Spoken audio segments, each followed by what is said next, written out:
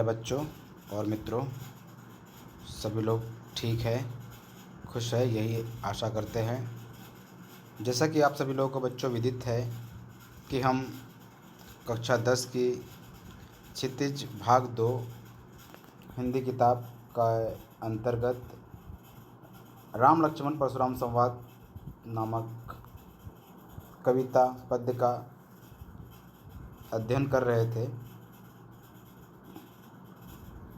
जिसमें हमारा भाग 5 पार्ट 5 चलना है। तो काव्यांश की ओर आते हैं। तुम तो काल हाकु जनु लावा, बार बार मोहि लगी बुलावा। सुनत लखन के बचन कठोरा, परसु सुधारि धरेउ कर घोरा। अब जनि देई दोषु मोहि लागू, कटुबादी बालकु बज जोगू। बाल बिलो की बहुत मैं बाचा, अब एहू मर निहार भाषाचा। कौशिक काहा क्षमे अपराधु, बाल दोष गुण गनहि न साधु। खर कुठार में अकरू न कोई, आगे अपराधी गुरुद्रोही। उत्तर देत छोड़ी बिनु मारे, केवल कौशिक सील तुम्हारे। नत एहि काटी कुठार कठोरे, गुरहि उरेन होतु समधोरे। गाधी सून कह हृदय असी, मुनि हरिय सूझ। अय मैं खाड़ न उख में अजहु न बूझ अबूझ। शब्दों के अर्थ के अंतर्गत हम देख रहे हैं कि भाई तुम तो काल मतलब मृत्यु, हाक मतलब कि न्योता देना, बुलाना, जनु लावा बुला कर ला रहे हो, बार बार पुनः पुनः। मोहि मुझे बुलावा बुला रहे हो। सुनत सुनकर, लखन लक्ष्मण, बचन वचन,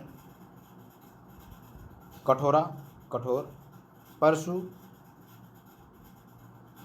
परसे को कहा है। सुधारी मतलब सुधार कर, संभाल कर, घोरा भयानक। अब जनी लोक, देई मतलब देना, दोषु दोष, मोहि मुझे, लोगु लोक, कटुवादी कटुवचन बोलने वाला, बालक बालक मतलब बदजोगु हत्या करने के योग्य, बाल बिलोकी बालक जानकर, बाचा बचाया, मरनिहार मारने के योग्य, साचा सच्ची है। कौशिक कहा है विश्वामित्र को। क्षम्यु क्षमा करना, अपराध अपराध को कहा है। बाल दोष बालक के दोष को कहा है।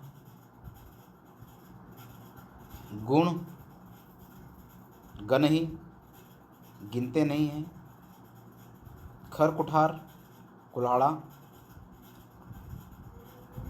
अकरुण को ही अत्यंत क्रोधी, गुरुद्रोही गुरु का विद्रोही, गुरु का अपराधी, छोड़ो छोड़ना, बिनु बिना, मारे मृत्यु, केवल मात्र, कौशिक विश्वामित्र, सील तुम्हारे व्यवहार के लिए कहा है। सील मतलब व्यवहार।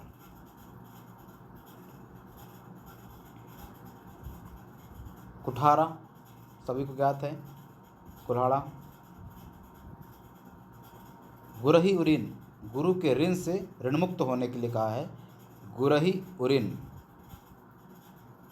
हो जाऊंगा, श्रम थोड़ी सी मेहनत से, श्रम थोड़े मतलब थोड़ी सी मेहनत से। गाधी सुनो विश्वामित्र,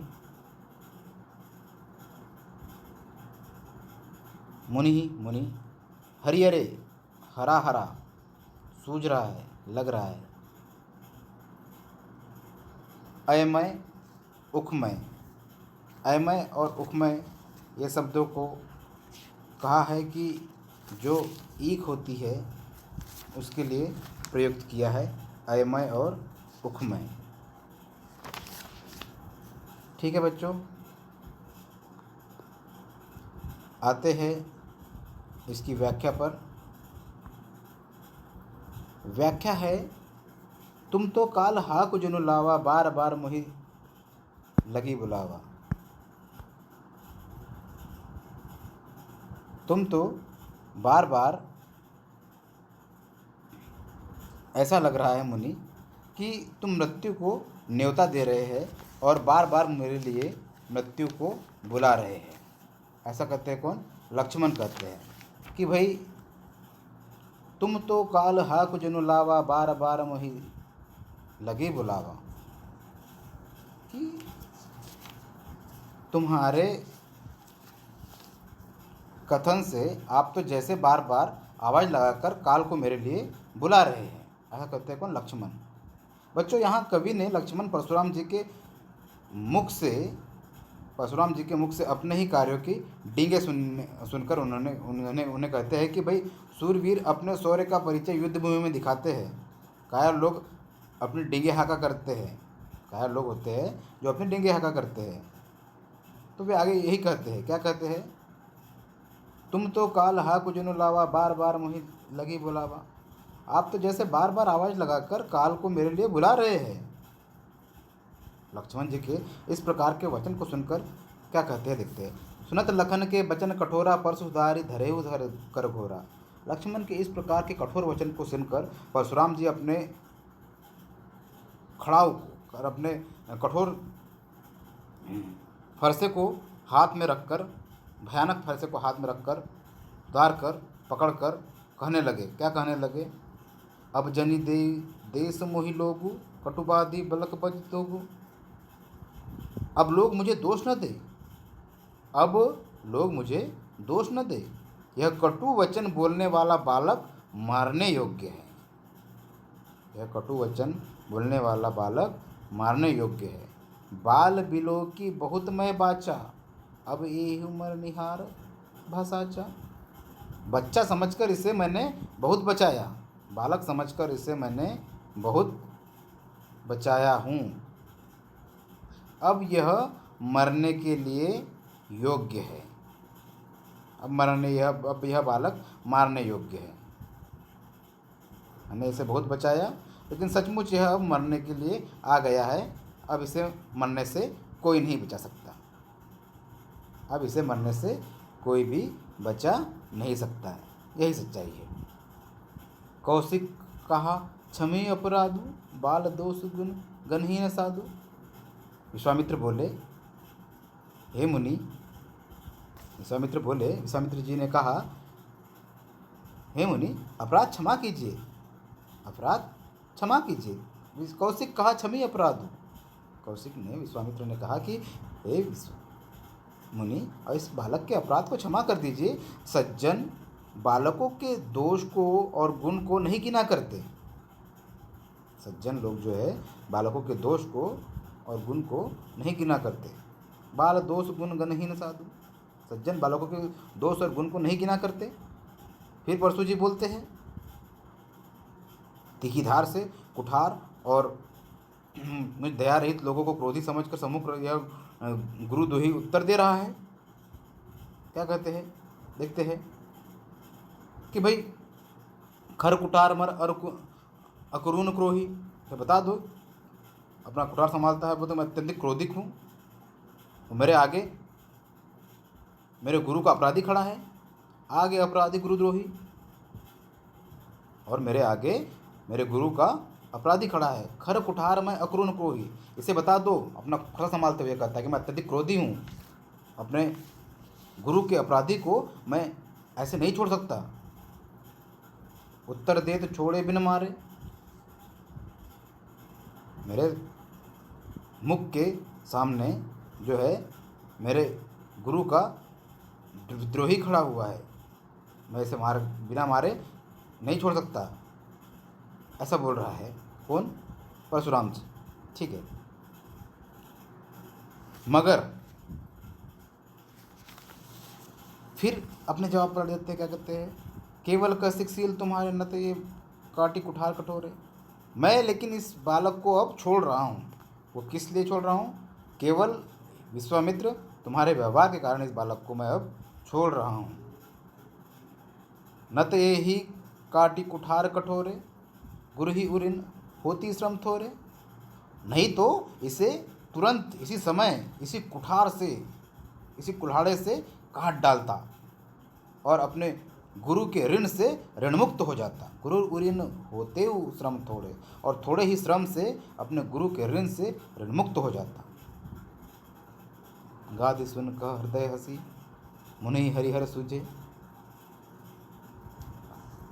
देखिए बच्चों, इसमें क्या बताया है कि भाई शिव जी के अनन्य भक्त थे परशुराम, और अनन्य भक्त होने के बावजूद वो नहीं चाहते थे कि कोई भी उनके शिव जी के धनुष को ऐसे कहे।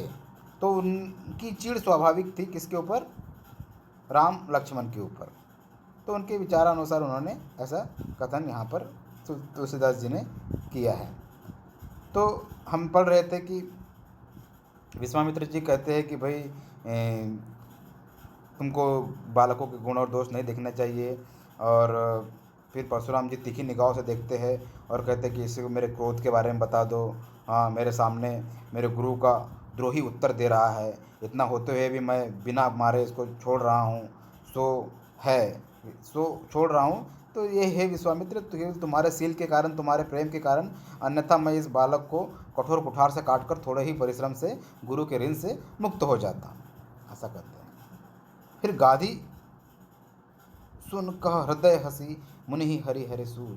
विश्वामित्र यह सब सुनकर हृदय में हंसकर कहा कि मुनि को सर्वत्र हरा ही हरा सूझ रहा है।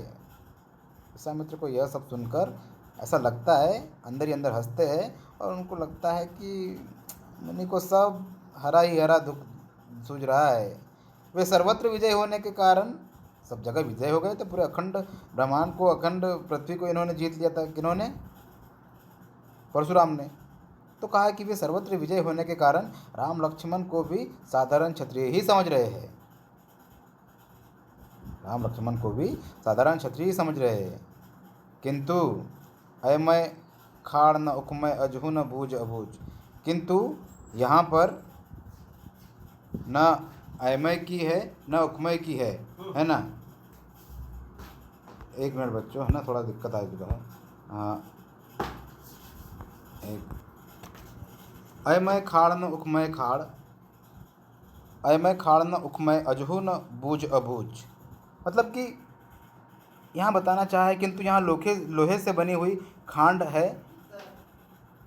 ईख की खांड नहीं है जो मुंह में लेते हुए भी पिघल जाए। खेद है मुनि अब भी बेसमझ बन रहे हैं। हमें खेद है कि मुनि अब भी बेसमझ बन रहे, समझ नहीं रहे, इनके प्रभाव को समझ नहीं रहे। किनके प्रभाव को नहीं समझ रहे हैं? राम और लक्ष्मण के प्रभाव से।